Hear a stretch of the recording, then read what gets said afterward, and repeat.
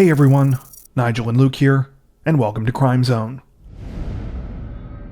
For a holiday that revolves almost entirely around what scares us, if you think about it, to some extent, Halloween is also a fairly fascinating exercise in trust. For one night a year, we open our doors to any person that comes knocking, and in return, droves of costumed trick-or-treaters trust that the candy given to them by strangers is what it purports to be.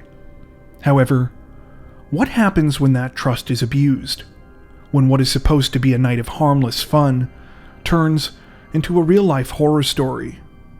This is precisely what happened almost 40 years ago, when a fateful Halloween knock at the door changed one family's life forever. Before we get to the main part of today's story, if you find our videos interesting and informative, don't forget to like and subscribe to Crime Zone for more true crime content like this. It really helps us to continue building the channel, and if you've watched a few of our videos already, you might not even realize that you're not subscribed. While you're there, don't forget to hit the notification bell to stay up to date with our latest releases. Alright, with that out of the way, let's get to the video. On the evening of October 30th, 1982, 69-year-old Marvin Brandland and his wife Ethel were enjoying a festive night at home. Though it was technically the night before Halloween, in their local community of Fort Dodge, Iowa, residents also celebrated what they referred to as Beggar's Night, a time when specifically younger children were encouraged to go out trick-or-treating with their parents. The idea was to make things safer and more enjoyable for these younger kids. And on this particular year, local newspapers advertised that trick-or-treating would be held between 3 and 8 p.m. Just as planned, Marvin and Ethel had spent the afternoon and early evening handing out candy to eager groups of young trick-or-treaters. They were also visited by their granddaughter, Teresa Trueblood, who stopped by their 9th Avenue South home to spend some time with them. When Teresa left her grandparents' house, it was shortly before 7:30 p.m., and things appeared to be winding down for the evening. Marvin and Ethel planned to turn in for the night in the next hour or so she told them that she would see them later before heading off. As Teresa walked away, she suddenly got the urge to go back into the house and remind her grandmother not to open the door for anyone past 7:30. Though this was technically a half hour before trick-or-treating officially ended, it was a suggestion that many of the local papers had made, citing safety reasons. Ultimately, though, Teresa decided not to head back inside and simply went on her way. Though she couldn't have possibly known it then, it was a decision that would come to haunt her. A little over an hour after Teresa left, the Brandlands heard another loud knock at their door. Though it was now past 8:30 and the sun had long since gone down, Ethel decided to see who was there. After all, she figured, there had been quite a lot of trick-or-treaters this year, and perhaps these were simply some last-minute stragglers. However, when Ethel opened the front door, she wasn't greeted by the usual group of excited young children and their parents. Instead, there was a lone young man dressed in a plaid shirt and blue jeans. He was wearing a pillowcase over his head, with holes cut out for eyes. After standing motionless at the door for a few seconds, the man finally said, quote, "Trick or treat. Give me your money or I'll shoot." Rather than interpreting these words as a threat, Ethel's immediate reaction was to assume that the young man at her door was someone that she knew playing a joke. Maybe it was even one of her granddaughter's friends, who she had talked into coming up to the door to have a little Halloween fun. Playfully, Ethel reached up to try and lift the pillowcase off of the man's head. However, before she could pull it up, he yanked it back down. Deciding to play along, Ethel simply turned around and headed towards her candy bowl, which was located just inside the house. When she did, the man followed her inside, closing the door behind him. He then pulled out a handgun. Wondering what was going on, Marvin now came to the front area of the house as well. It was at this point that the pillowcase-wearing man with the gun explained that he wanted the couple to take him into the basement and open their safe for him, While you might expect that Marvin and Ethel would be thoroughly freaked out by this point, in fact, it was quite the opposite. Upon hearing the man mention their safe, they were even more convinced that they were marks in some kind of elaborate Halloween prank. The reason for this was because outside of a small circle of close friends and family members, no one knew this safe existed. In fact, anyone who would have known about the safe also would have known that it wasn't exactly filled to the brim with expensive jewels. Though Marvin had always been a hard worker and was the proud owner of a carpet business, he was a man of modest means, and he and his wife were far from wealthy. As the pillowcase-wearing man continued to point his gun at Marvin and Ethel, they slowly walked towards the kitchen, which was located right by the basement stairs. Any second, they expected the man to reveal himself as a prankster. However, as they moved closer and closer to the door, he did not. Finally, Marvin decided that he had had enough. As a veteran of World War II, he wasn't intimidated by the man's gun, and decided to try and grab it, still believing that the situation was some kind of warped joke. However, when he did, the unknown man fired, hitting him once in the throat. Now completely stunned, Marvin and Ethel both quickly tried to process what had just happened. Marvin grasped at his gunshot wound, while Ethel began to yell for help. The shooter, meanwhile, ran from the home with his weapon still in hand. Before he did so, though, whether out of shock or for some other reason, he pulled the pillowcase that he had been wearing up until that point off of his head and threw it on the kitchen floor. In this brief moment, Ethel was able to catch a glimpse of him. When help arrived at the scene, Marvin was rushed to the local Trinity Regional Medical Center. However, once there, doctors quickly realized that his injuries were far more serious than they would be able to deal with, and shortly after, he was airlifted to a hospital in Des Moines. For the next 12 hours, surgeons fought to save Marvin's life. But sadly, at around 9:30 a.m. the following morning, the 69-year-old was pronounced dead. With the case now a full-on murder investigation, Marvin's family almost immediately called for the state's Division of Criminal Investigation to intervene. They didn't believe that the local Fort Dodge police were up to the job, and claimed that their doubts had started when they saw how the department had handled the initial crime scene. According to Teresa and Ethel, they returned to the house a few hours after the shooting to find that the scene had been improperly secured, and that officers were walking around everywhere. While then Police Chief Donald Hensley did notify the DCI about the case, he told the media in interviews following the murder that he believed that his officers were well trained and that the department was more than capable of solving the crime. He therefore would not be requesting the DCI's assistance in the investigation. In the days that followed, Fort Dodge police conducted extensive canvassing of the surrounding area, looking for anyone who might have seen the killer either before or after he entered the Brandlin home. Unfortunately, no direct witnesses could be found, and the best that investigators could turn up were people who reported a, quote, suspicious figure who might have been seen in the neighborhood.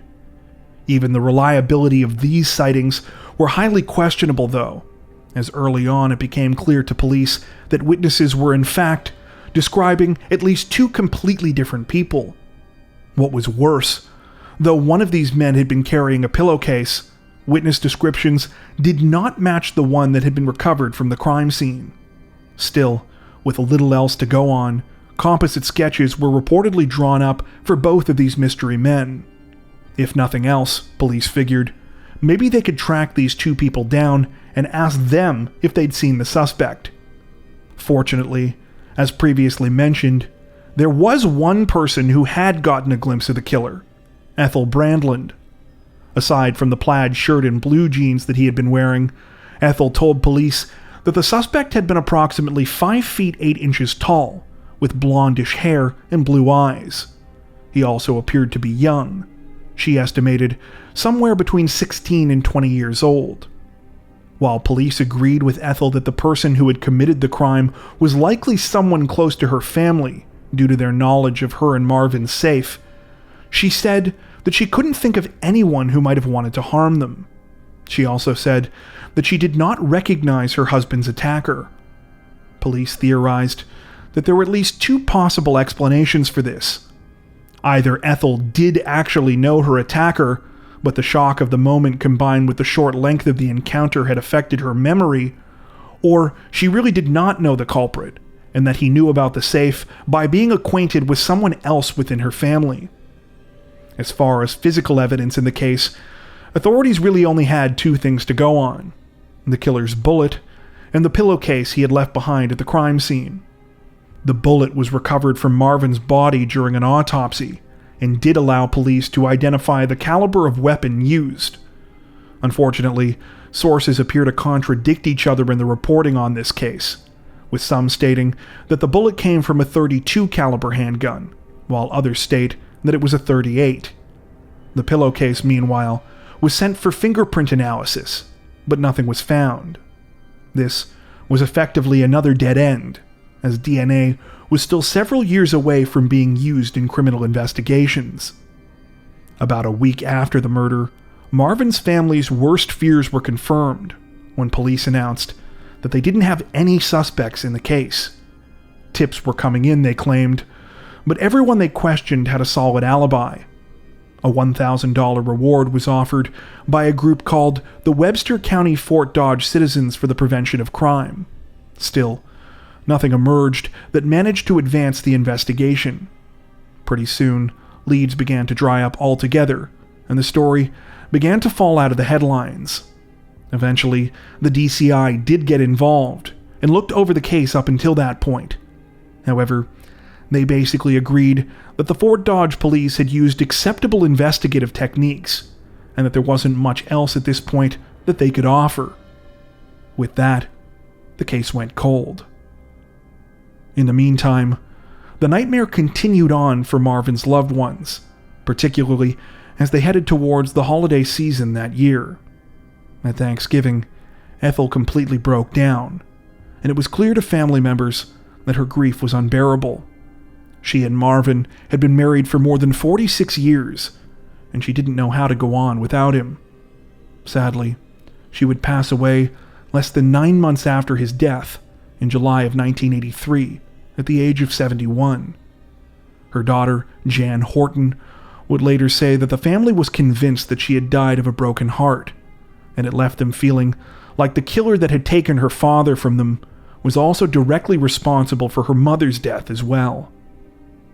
While Marvin's family did everything that they could think of to try and keep the case in the minds of the public, the more time that passed, the harder this became.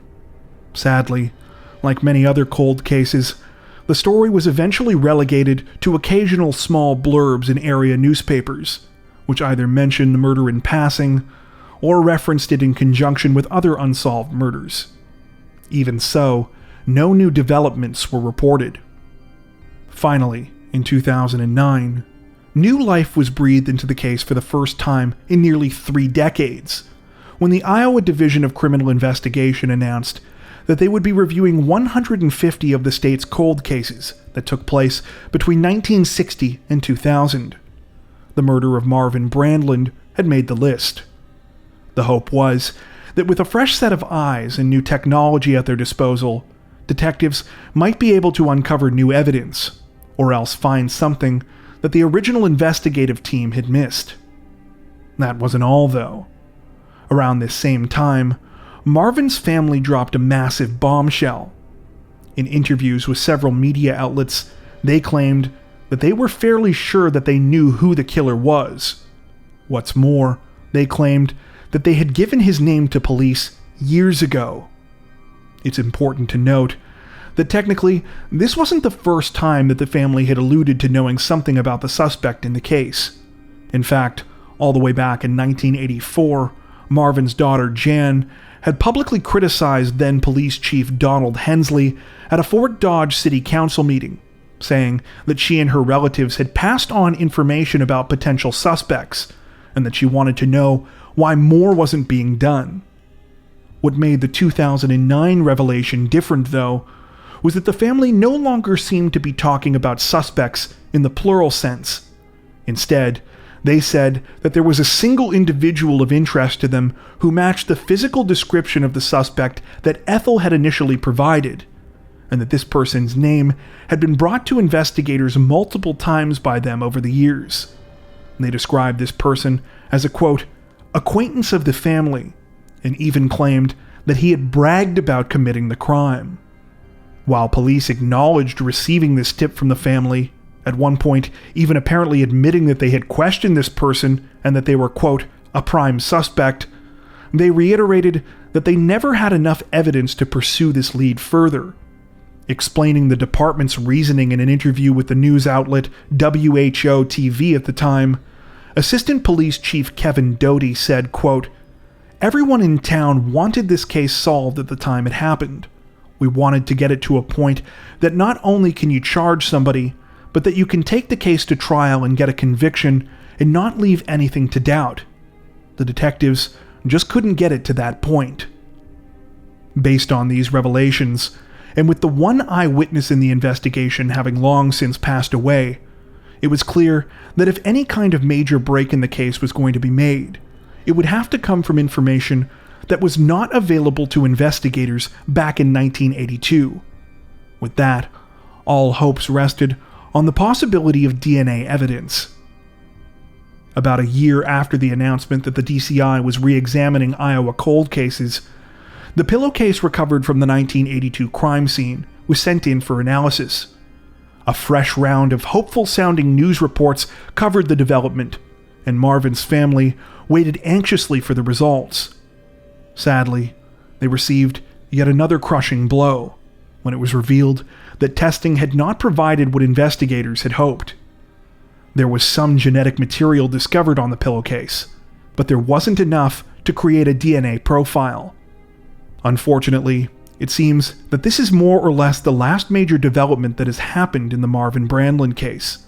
According to the latest reports we could find, the Iowa DCI's cold case unit officially exhausted its funds in 2011 and was forced to shut down after just 3 years of operation. However, as far as we can tell, the investigation into Marvin's murder still remains open to this day. While there is very little to go on based on the available information in this case, we just wanted to try and tie up a couple of loose ends before we finish off. First and foremost, by now, many of you are probably wondering why, if Marvin's family think they know who the perpetrator is, that we haven't identified them. Well, that's because frustratingly, their name has never been publicly released. It seems that mostly this was at the request of detectives, who stated back at the time the case was re-examined that they didn't want to jeopardize the ongoing investigation.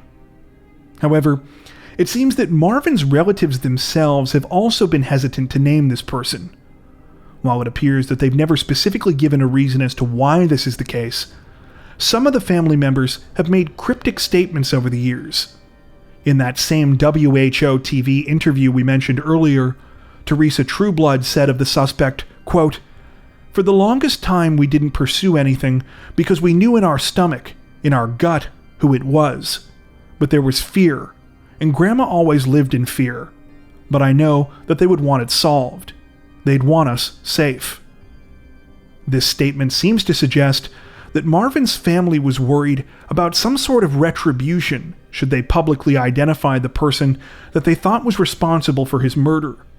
This makes some sense, especially if you take this in conjunction with their other claims that this suspect was openly bragging about carrying out the crime, and was also close enough to the family to know personal details about them, such as where Marvin and Ethel kept their safe. However, if this person really was that close to the family, then it seems somewhat strange that Ethel would not have recognized them when they pulled off the pillowcase at the crime scene. Of course, it's also possible that this person only knew Marvin, perhaps through his carpet business. Given the presumed age of the suspect at the time, maybe it was even someone who had worked for him and who had targeted him, wrongfully believing that he must have money given that he was the owner of the company. Conversely, maybe the culprit didn't really know Marvin or Ethel, and was close to someone else in the family who had simply made the unfortunate mistake of letting the information about their safe slip. The frustrating reality is that without any kind of direction to go, we just have no idea, and this is all pure speculation. That being said, it's now been over a decade since the evidence in this case was last tested, and if you're a regular viewer of this channel, or have simply been paying attention to the headlines in the last couple of years, it should be abundantly clear that a lot has changed in the world of forensics since 2010. DNA technology has gotten far more advanced, and the advent of new genetic genealogy techniques has allowed investigators all across the country to identify suspects in decades-old cold cases just like this. If you ask us, the Marvin Brandlin case seems like an excellent contender for this same kind of approach, especially since DNA on the killer's pillowcase may be the only evidence strong enough at this point that could successfully secure a conviction. At the time of this recording, we are just days away from the 40th anniversary of Marvin Brandlin's murder. Hopefully, it will be the last one that his family will have to live through, with this terrifying mystery hanging over their heads. Before we wrap up, we'd like to take a minute to thank our amazing supporters over on Patreon. As many of you are aware, our situation on YouTube always seems to be a bit uncertain, but our patrons help to ensure that we can continue to make content like this long term without having to worry as much about what surprises might be thrown our way. Plus, patrons also get access to 4 additional stories per week for each of our Crimes of the Week and Crimes of the Week International videos. If you'd like to help support the channel directly, head over to patreon.com/crimezone to join. You can also find that link in the description below. As always, thank you so much for watching, and take care.